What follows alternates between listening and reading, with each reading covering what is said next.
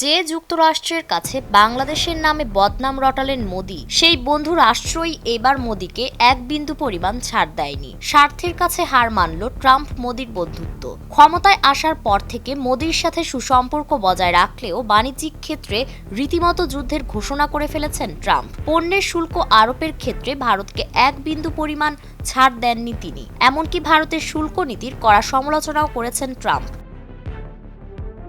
গত ৫ মার্চ কংগ্রেসের যৌথ অধিবেশনের ভাষণে ভারতের শুল্ক নীতির কড়া সমালোচনা করে ট্রাম্প বলেন, শুল্ক নীতি অত্যন্ত অন্যায় নীতি। এরপরই ট্রাম্প ২ এপ্রিল থেকে ভারতীয় পণ্যের উপর শতভাগ শুল্ক আরোপের ঘোষণা দেন। ট্রাম্পের লিবারেশন যে ট্যারিফ পরিকল্পনা নিয়ে যখন উত্তেজনা তুঙ্গে, তখন হোয়াইট হাউসের মুখপাত্র ক্যারোলিন লেভিট স্পষ্ট করে জানান, পাল্টাপাল্টি শুল্কের ক্ষেত্রে কোনো ছাড় দেওয়া হবে না।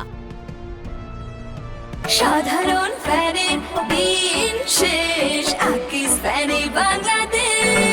লেভিট বলেন, অন্যায্য বাণিজ্য রাজনীতি রুখতে এখনই পদক্ষেপ নেওয়া প্রয়োজন। তিনি জানান, ভারত আমেরিকান কৃষি পণ্যের উপর ১০০% পর্যন্ত শুল্ক আরোপ করে রেখেছে।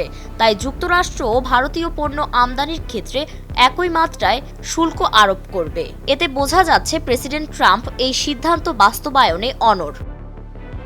এই শুল্ক আরোপের বিষয়ে ভারতের বিরোধী রাজনৈতিক দল কংগ্রেসের এমপি ও সাবেক অর্থমন্ত্রী পি চিদাম্বরম বলেছেন, ট্রাম্প যদি ভারতীয় পণ্যের উপর শুল্ক আরোপ করেন তবে ৩ থেকে ৬ মাসের মধ্যে ধ্বংস হয়ে যাবে ভারতের অর্থনীতি।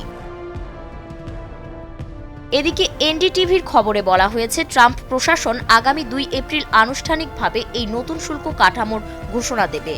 ক্যারোলিন জানান, এই শুল্ক আরোপ শুধু দেশ ভিত্তিক নয়, বরং নির্দিষ্ট শিল্প খাতের উপরও প্রয়োগ হবে। হোয়াইট হাউসের মুখপাত্র লেভিট ইউরোপীয় ইউনিয়ন, ভারত, জাপান এবং কানাডার আরোপিত উচ্চ শুল্কের তালিকা তুলে ধরে বলেন, ইউরোপীয় ইউনিয়ন আমেরিকান দুগ্ধজাত পণ্যের উপর ৫০%, জাপান আমেরিকান চালের উপর ৭০০%, ভারত আমেরিকান কৃষি পণ্যের উপর ১০০% এবং কানাডা আমেরিকান মাখন ও পনিরের উপর ৩০০% পর্যন্ত শুল্ক আরোপ করেছে।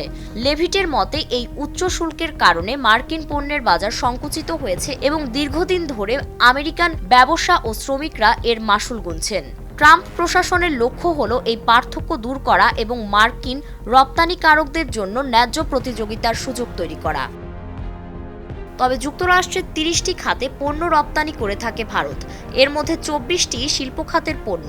তাই বিশ্লেষকরা মনে করছেন, যুক্তরাষ্ট্রের শুল্কের কারণে সংকুচিত হয়ে যাওয়ার পথে ভারতের রপ্তানি বাজার। বিকল্প বাজারও হয়তো খুঁজতে হতে পারে ভারতকে। এখন দেখার বিষয়, বন্ধু ট্রাম্পের এই সিদ্ধান্তে কী প্রতিক্রিয়া দেখায় মোদি। ফারিন রহমান প্রীতি, নয়া দিগন্ত।